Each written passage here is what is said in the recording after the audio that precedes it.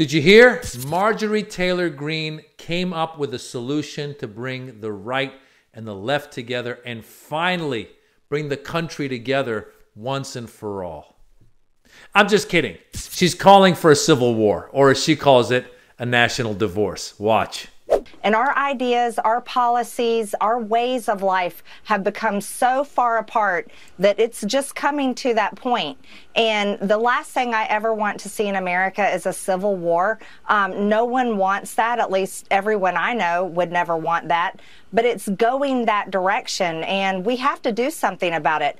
Now, we don't know if Marge is saying this stuff because she really believes it or because she wants to be a provocateur. My guess is that she's not smart enough to be a provocateur, so I think she really believes it. But there's a lot of problems with her proposal. Number one, a lot of the blue states subsidize a lot of the red states, so the red states would just end up being poorer and in more trouble.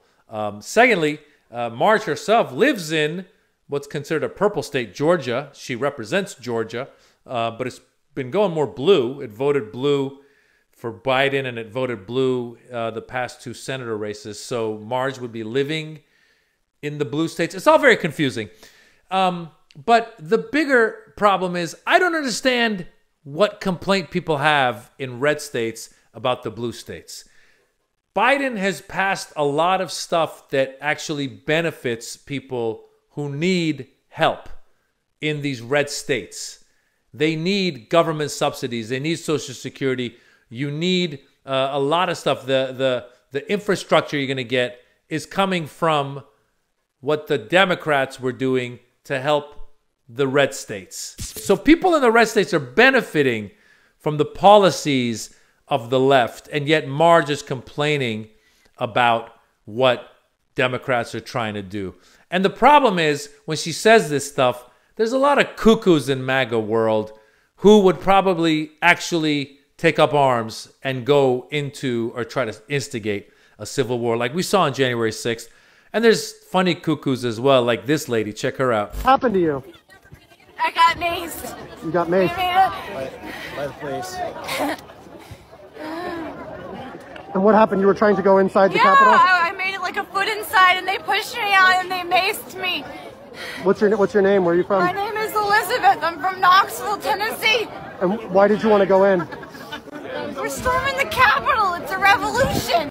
You might remember that viral video from January 6th, where a woman blamed police for interrupting her revolution by macing her directly in the face. And she isn't the only insurrectionist trying to minimize her criminal actions. In courtrooms across America, rioters are now shifting blame anywhere they can. So much for the party of personal responsibility. In an unsurprising turn of events, most of the rioters now facing prison sentences are claiming they didn't really mean to do all that terrorism. Take Jenna Ryan, an insurrectionist who took a private jet to ransack the Capitol. She's trying to argue that actually she didn't even commit terrorism for that long. A real estate broker in Dallas, she was invited to ride on a private jet to D.C. If it comes down to war, guess what? I'm going to be there. Recording and live streaming it all. Life or death, it doesn't matter.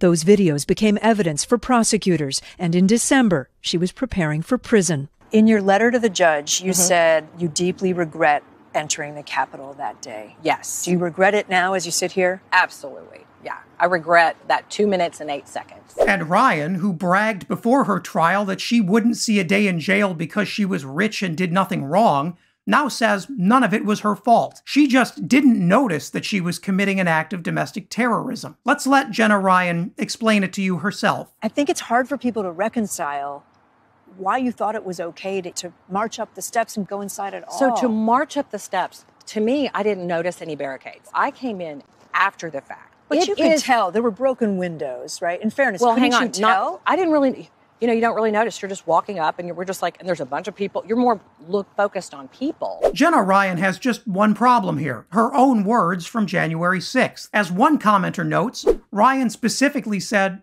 "I'm going to break windows." Her words. And it's clear Ryan still doesn't think she was doing anything wrong. Another commenter notes that her excuse of only being in the Capitol for 2 minutes shows Ryan never thought her terrorism was a big deal in the first place. In fact, the old "I just got caught up in the moment" excuse is shockingly popular among those insurrectionists now facing prison time. According to their telling of events, not a single person involved in the January 6th attack actually wanted to be there. They were just pumped up by the crowd. Which, what? And it gets even better. Some January 6th insurrectionists are so upset at being held accountable for their actions that they're throwing epic courtroom tantrums about how unfair the justice system is. Rioter Richard Barnett, who ransacked Nancy Pelosi's office, was one of them. Take a look. Yes, I understand, but I've been here a long time. I've been here a month, and they're going to set it for another month, and everybody else is getting out. Defense lawyer, Richard. The judge, okay. Defense lawyer, I'm asking you to just hang tight. We're going to address a couple of other matters. The defendant, I don't agree with this date. It's not fair. First defense lawyer, so, Mr. Barnett, the judge, all right. Counsel, let me cut this short, okay? The defendant, I'm on the phone. I can't have a sidebar with my attorney. It's not fair. The judge, counsel, why don't we take 5?